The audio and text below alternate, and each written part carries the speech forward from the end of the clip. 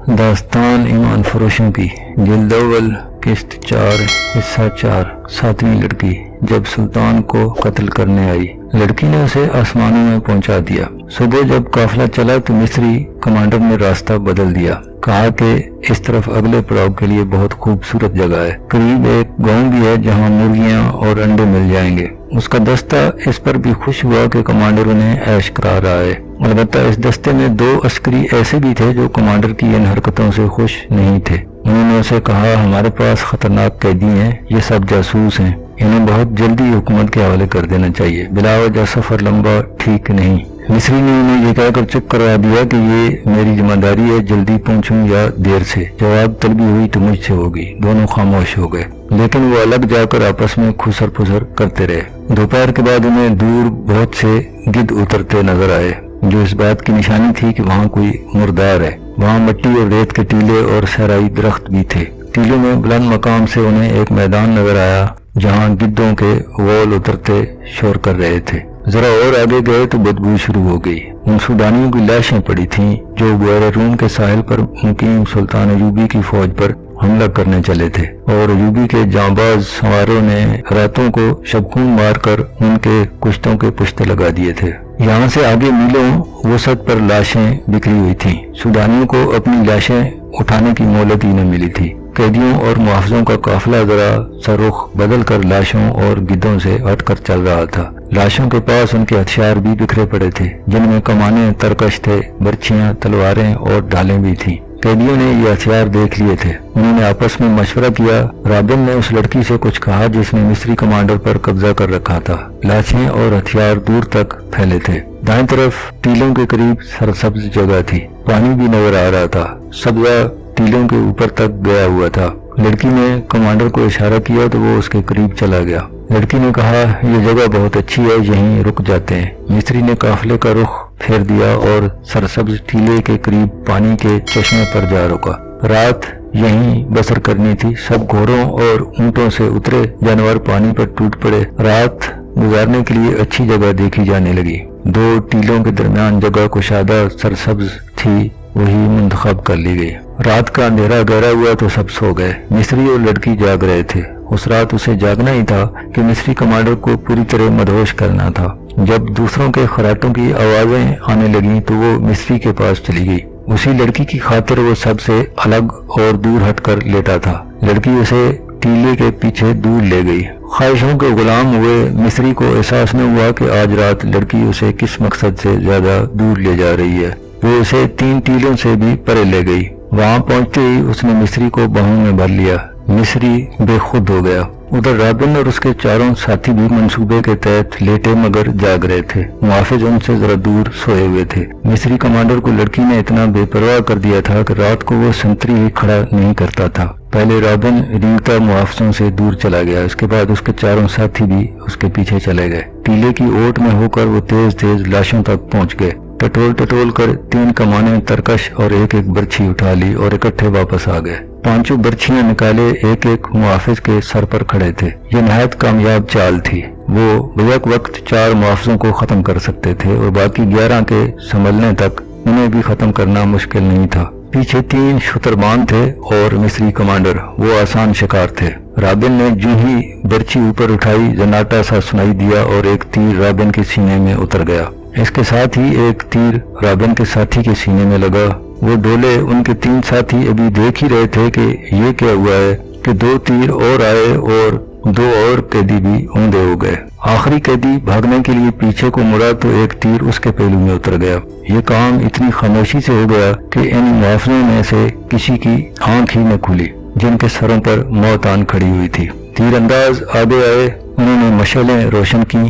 ये वही 2 मुहाफिज थे जिन्होंने अपने कमांडर से कहा था कि उन्हें जल्द मंजिल पर पहुंचना चाहिए। वो देनतदार थे। वो सोए हुए थे। जब चारों कैदी उनके करीब से गुजरे तो उनमें से एक की आंख खुल गई थी। उसने अपने साथी को जगाया और दबे पांव कैदियों का ताक़ुब किया। उनका इरादा था कि अगर कैदियों ने भागने की कोशिश की तो उन्हें तीरों से खत्म कर देंगे, मगर इससे पहले वो देखना चाहते थे कि ये क्या करते हैं। अंधेरे में उन्हें जितना कुछ नजर आता था वो देखते रहे। कैदी हथियार उठाकर वापस आए तो दोनों मुहाफिज टीले के साथ छुपकर बैठ गए। जो ही कैदियों ने मुहाफिजों को बर्छियां मारने के लिए उठाई, انہوں نے تیر چلا دیے اور چاروں کو ختم کر دیا۔ انہوں نے اپنے کمانڈر کو آواز دی تو اسے لاپتہ پایا۔ اس آواز سے لڑکیاں جاگ اٹھیں اور باقی محافظ بھی جاگ گئے۔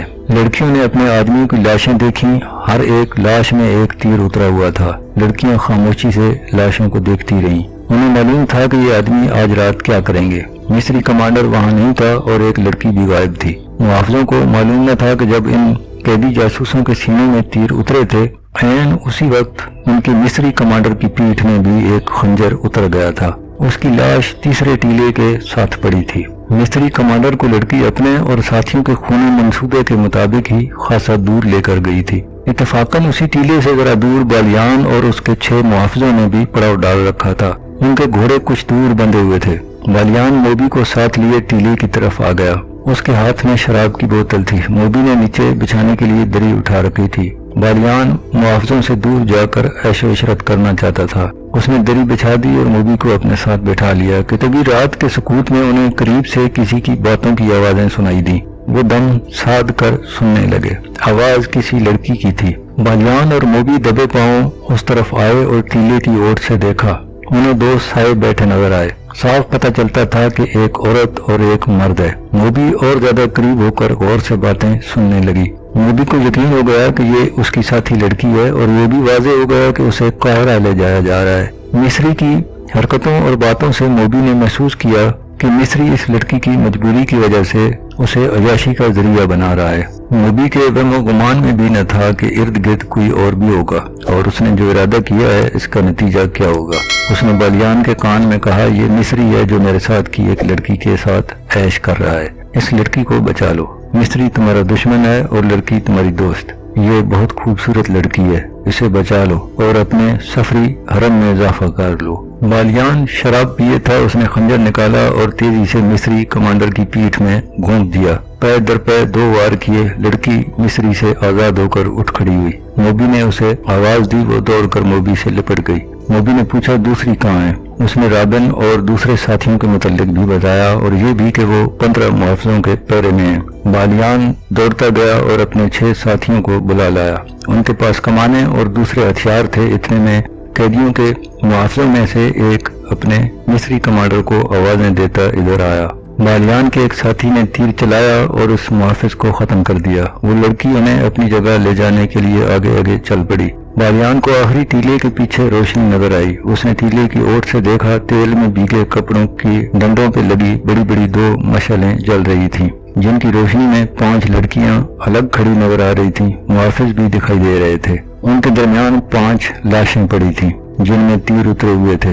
موبی اور دوسری لڑکی کی سسکیاں نکلنے لگیں۔ موبی کے اکسانے پر بالیان نے اپنے ساتھیوں سے کہا کہ یہ تمہارا شکار ہے، تیروں سے ختم کر دو۔ ان کی تعداد اب 14 تھی۔ یہ ان کی بدقسمتی تھی کہ وہ روشنی میں تھے۔ بالیان کے ساتھیوں نے کمانوں میں تیر ڈالے۔ تمام تیر ایک ہی بار کمانوں سے نکلے۔ دوسرے ہی لمحے کمانوں میں 6 اور تیر آ چکے تھے۔ ایک ہی بار میں قیدیوں کے 6 محافظ ختم ہو گئے۔ باقی ابھی سمجھ ہی نہ سکے تھے کہ یہ تیر کدھر سے آئے ہیں۔ 6 اور تیروں نے 6 اور محافظوں کو گرا دیا۔ باقی 2 رہ گئے تھے۔ ان میں سے ایک اندھیرے میں غائب ہو گیا، دوسرا ذرا سست نکلا اور وہ بھی سودانیوں کے بیک وقت 3 تیروں کا شکار ہو گیا۔ 3 شتربان رہ گئے تھے جو سامنے نہیں تھے، وہ اندھیرے میں کہیں ادھر ادھر ہو گئے۔ مشعلوں کی روشنی میں اب لاشیں ہی لاشیں نظر آ رہی تھیں۔ موبی دوڑ کر لڑکیوں سے ملی۔ اتنے میں ایک گھوڑے کی سرپٹ دوڑنے کی آواز سنائی دی جو دور نکل گیا۔ بالیان نے کہا، یہاں رکنا ٹھیک نہیں۔ ان میں ایک بچ کر نکل گیا ہے، وہ قاہرہ کی سمت گیا ہے، فوراً یہاں سے نکلو۔ وہ محافظوں کے گھوڑے کھول کر اپنی جگہ لے گئے۔ وہاں پہنچے تو گھوڑا بمازین غائب تھا، جسے بچ کر نکل جانے والا محافظ لے گیا تھا۔ وہ اپنے گھوڑوں تک نہیں جا سکا تھا، چھپ کر ادھر چلا گیا جہاں اسے 8 گھوڑے بندے نظر آئے۔ زینیں پاس ہی پڑی تھیں۔ اس نے ایک گھوڑے پر زین کسی اور بھاگ نکلا۔ بالیان نے 14 گھوڑوں پر زینیں کسوائیں، سامان 2 گھوڑوں پر لادا اور باقی گھوڑے ساتھ لے کر روانہ ہو گئے۔ لڑکیوں نے موبی کو بتایا کہ ان پر کیا بیتی اور انہیں کہاں لے جایا جا رہا تھا، یہ بھی کہ رابن اور اس کے ساتھی لاشوں کے ہتھیار اٹھانے گئے تھے۔ معلوم نہیں وہ کس طرح مارے گئے۔ موبی نے کہا، ایوبی کے کیمپ میں میری اور رابن کی ملاقات اچانک ہو گئی تھی۔ اس نے کہا تھا کہ مجھے یوں نظر آ رہا تھا کہ یسوع مسیح کو ہماری کامیابی منظور ہے، ورنہ ہم اس طرح خلاف توقع نہ ملتے۔ آج ہماری ملاقات بالکل خلاف توقع ہو گئی ہے، لیکن میں یہ نہیں کہوں گی کہ یسوع مسیح کو ہماری کامیابی منظور ہے۔ خدا یسوع مسیح ہم سے ناراض معلوم ہوتا ہے۔ ہم نے جس کام میں ہاتھ ڈالا وہ چوپٹ ہوا۔ غیر روم میں ہماری فوج کو شکست ہوئی اور مصر میں ہماری دوست سوڈانی فوج کو شکست ہوئی۔ ادھر رابن اور کرسٹوفر جیسے دلیر اور قابل آدمی اور ان کے اتنے اچھے ساتھی مارے گئے۔ معلوم نہیں ہمارا کیا انجام ہوگا۔ بالیان نے کہا، ہمارے جیتے جی تمہیں کوئی ہاتھ نہیں لگا سکتا۔ میرے شیروں کا کمال تم نے دیکھ لیا ہے۔